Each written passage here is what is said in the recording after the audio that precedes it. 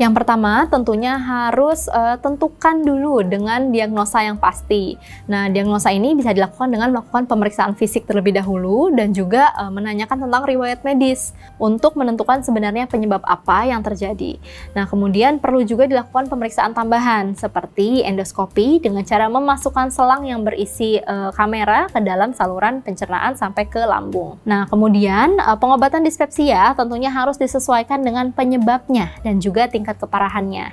Nah, dokter akan menyarankan teman-teman untuk melakukan pola hidup sehat seperti makan makanan yang sehat, kemudian sedikit demi sedikit harus dikunyah sampai lembut agar teksturnya halus sebelum menelannya dan masuk ke dalam lambung.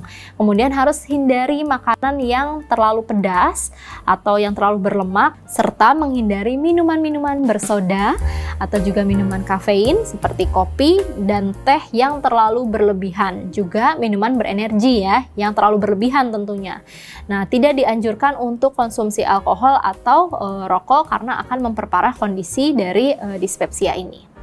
Kemudian, mempertahankan berat badan ideal. Kenapa sih? Karena berat badan berlebihan itu merupakan salah satu faktor yang dapat meningkatkan resiko terkena sindrom dispepsia. Tentunya teman-teman juga bisa melakukan olahraga agar memaksimalkan metabolisme tubuh yang dapat membantu kinerja dari organ saluran cerna. Nah, stres berlebih juga dapat menyebabkan peningkatan produksi asam lambung sehingga memicu munculnya gejala sindrom dispepsia tadi. Oleh karena itu, teman-teman harus pandai dalam mengelola stres ya. Nah, lambung itu juga perlu waktu beberapa lama untuk mencerna makanan. Jadi apabila teman-teman sudah makan, jangan langsung berbaring atau tiduran. Berikan waktu sekitar 2-3 jam baru bisa melakukan posisi berbaring atau tidur. Nah, jika hal tadi dilakukan namun tidak mengurangi gejala dispepsia, teman-teman bisa mengkonsumsi obat-obatan. Obat-obatan yang pertama yang paling sering dan mudah ditemui adalah antasida, dan itu bisa dibeli tanpa dengan menggunakan resep dokter. Nah, beberapa obat antasida itu tentunya dijual secara bebas, jadi bisa menjadi pertolongan pertama untuk sindrom dispepsia tadi. Golongan obat selanjutnya yaitu antagonis H2, itu untuk mengurangi produksi asam lambung, dan juga ada golongan obat lain yang menghambat pompa proton, atau banyak beredar adalah omeprazol atau lansoprazol yang berfungsi untuk menurunkan asam lambung dan juga meredakan gejala. Nah, dokter juga biasa memberikan jenis obat-obat prokinetik untuk meredakan gejala dan mungkin akan memberikan antibiotik bila sindrom dispepsia yang terjadi dicurigai akibat dari infeksi bakteri. Nah, selain itu terdapat juga obat-obatan herbal ya yang bisa dibeli dan mengandung bahan-bahan alami, tapi tentunya harus yang sudah jelas khasiatnya dan terdaftar dalam BPOM. Kali lagi nih, harus waspada jika dispepsia muncul disertai dengan beberapa keluhan lain. Misalnya muntah darah, sulit menelan, kemudian BAB-nya berubah warna menjadi kehitaman, atau bahkan berat badan menjadi turun drastis dalam beberapa waktu. Nah, tanda-tanda yang tidak jelas tersebut harus diperhatikan. Gejala tersebut mungkin menandakan bahwa dispepsia yang ada disebabkan oleh kondisi medis tertentu yang serius, dan tentunya perlu mendapatkan penanganan lebih lanjut dari dokter.